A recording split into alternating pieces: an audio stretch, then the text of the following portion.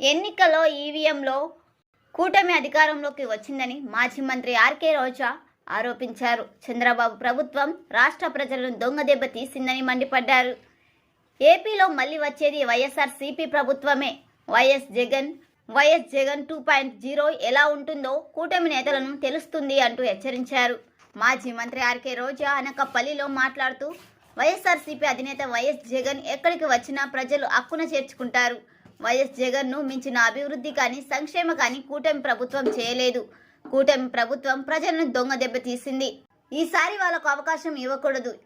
ఎన్నికల్లో ఇచ్చిన హామీలను అమలు చేయకుండా వైఎస్ఆర్సీపీ నేతలు కార్యకర్తలు కూటమి ప్రభుత్వం ఇబ్బంది పెడుతుంది. ఎన్నికల ఈవీఎంలో కూటమి అధికారంలోకి వచ్చింది. వచ్చే ఎన్నికల్లో ఖచ్చితంగా మళ్లీ వైఎస్ఆర్సీపీ ప్రభుత్వమే వస్తుంది. ఏపీలో వైఎస్ జగన్ 2.0 ఎలా ఉంటుందో కూటమి నేతలకు అప్పుడు తెలుస్తుంది. ఇప్పుడు అక్రమ కేసులు పెడుతున్న వారంతా ఖచ్చితంగా ఫలితం అనుభవిస్తారు అని హెచ్చరించారు.